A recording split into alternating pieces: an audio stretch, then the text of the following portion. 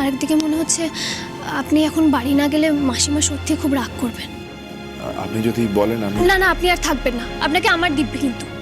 যা বাবার সব দিব্যি টিব্বি কি কথা? আপনি বুঝতে পারছেন না, এমনি কালকে মাসিমার কাছে বকা খেয়েছেন, আজকে আবার খাবেন।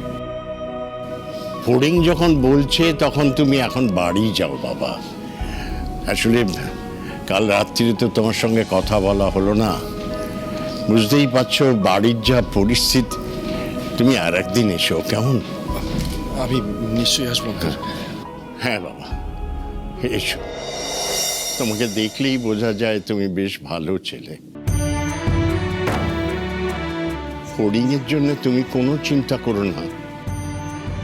ফড়িং শুধু এ বাড়ির বউ নয়, ওই বাড়ির মেয়ে। ওর কোনো ক্ষতি এ বাড়িতে হবে না।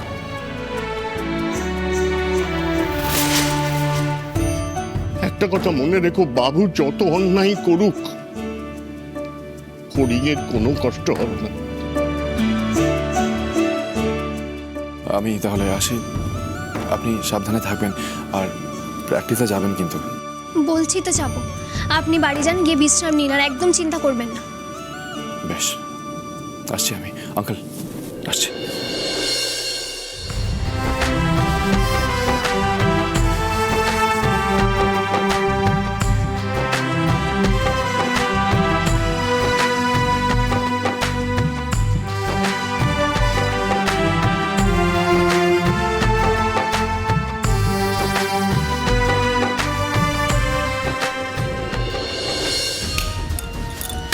বাহ বাহ, সবার সামনে?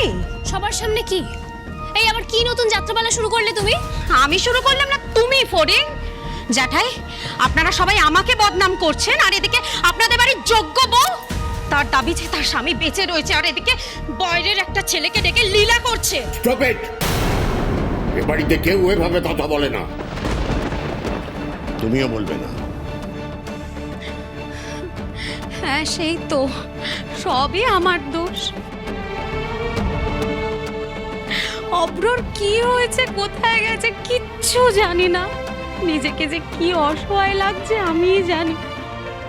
আর আপনারা সবাই মিলে আমার সাথে এই ব্যাপারটা করে যাচ্ছেন। আর যে চোখের সামনে দাঁড়িয়ে ফষ্টি নষ্টি করছে তাকে তোল্লাই দিয়ে যাচ্ছেন। সাহস দেখেছো? দেখেছো কি সাহস এই মেয়ে? এখনো মুখে মুখে কথা বলে যাচ্ছে।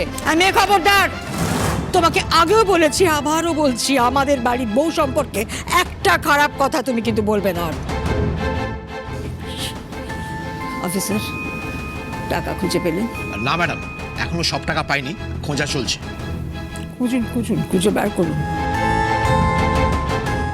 আর বাবুকেও তো খুঁজতে হবে, খুঁজে পেলে ওকে যা প্রাপ্য শাস্তি ওর সেটা দেবেন কিন্তু ওকে। মেজমা, তুমি অত রাগারাগি করো না, তুমি একটু বসো, একটু চা খাও। মেজ বৌদি, মেজমাকে একটু চা দাও না। যাও দিদি ভাই, বসো যাও। মেজমা চলো, বসবে চলো। আপনার যা মনে হয়, যা শাস্তি ওর প্রাপ্য তাই দিন ওকে।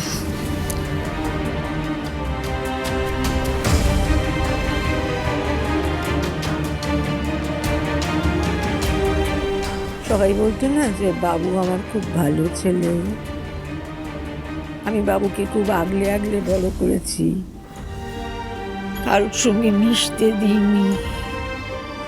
ও আমার হিরের টুকরো ছেলে। আজ আমি মাথা পেতে আমার সমস্ত দোষ স্বীকার করে নিচ্ছি দাদা, সব আমার দোষ।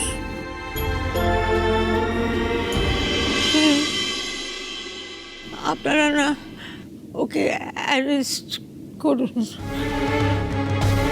আমার কথাটা শুনতে পাচ্ছেন অফিসার?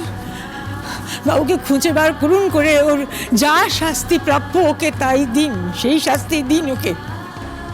দেখুন, আমরা ওনাকে খোঁজার চেষ্টা করছি, সমস্ত চেকপোস্টে অ্যালার্ট করা হয়েছে।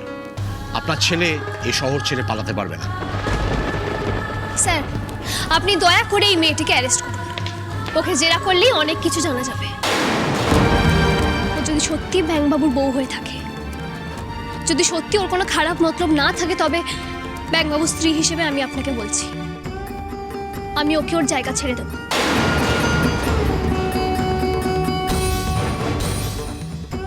এবারে কেউ ওর সাথে কোনো অন্যায় করবে না, কিন্তু আমার একটাই অনুরোধ, আপনারা দয়া করে ওকে জেরা করুন। আমার বিশ্বাস যে এই টাকাগুলো পাচার করতে ওই সাহায্য করেছে।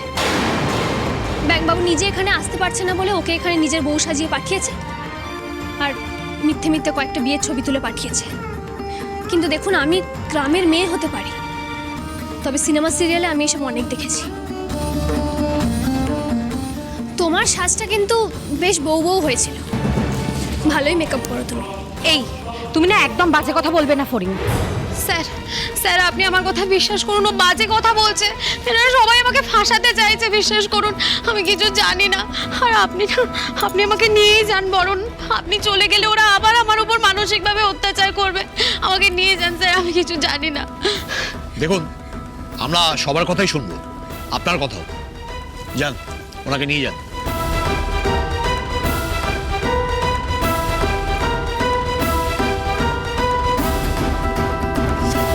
আমায় নিয়ে খেলছো ফরিং? ফল ভালো হবে না। বিদেশের পুলিশে আমায় আটকাতে পারলো না, তো এই দেশের পুলিশ।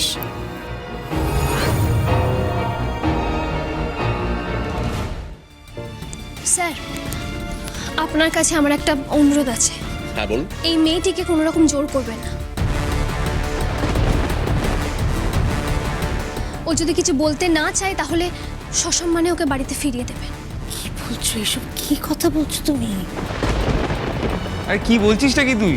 কিন্তু আপনিই তো বললেন যে উনি প্রাইম সাসপেক্ট, ওনার কাছে সব রকম ইনফরমেশন থাকতে পারে।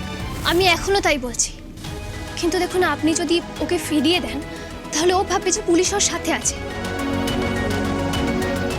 আর ওর সামনে আমাদের সবাইকে সাবধান করে দেবেন যে আমরা যেন ওর সাথে কোনো রকম খারাপ ব্যবহার না করি। আর এটা করলে আমার মনে হয় ব্যাংকবাবু আর এই মেয়েটি আবার এই টাকাগুলো সরানোর বা নিয়ে পালানোর চেষ্টা করবে, আর তখনই ওরা হাতে নাতে ধরা পড়বে। ফরিং, তুই কি করছিস সেটা? অযথা তুই মেয়েটাকে শেল্টার কেন দিবি? অযথা নয় বর্তিদি, আমি যা বলছি ভেবে বলছি। তোরা একটু আমাকে ভরসা কর। দেখুন স্যার, আপনি যদি কথা বের করতে পারেন তাহলে তো ভালো, কিন্তু যদি না হয় দয়া করে আমার কথাটা একবার ভেবে দেখবেন। ঠিক আছে, আপনার কথাটা মাথায় রইল। স্যার, আর কিছু পাওয়া গেল না। ঠিক আছে, আমরা আজকে আসছি। আর আরেকটা কথা, আপনারা কিন্তু কেউ শহরের বাইরে যাবেন না, প্লিজ। চলুন, ব্যাগগুলো তুলুন।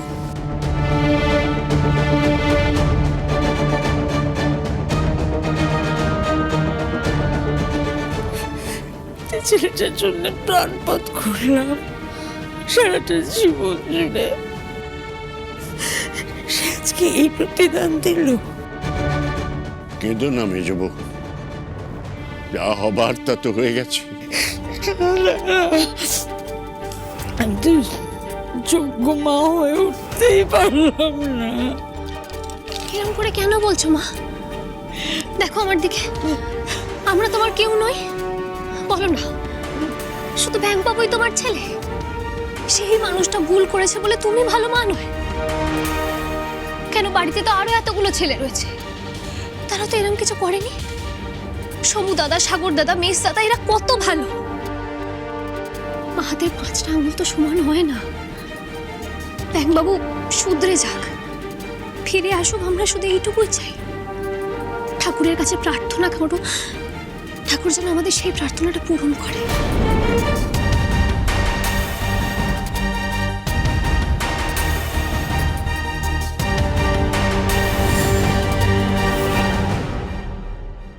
আমি ঠিক করেছি বাবুকে ত্যায্য পুত্র করব।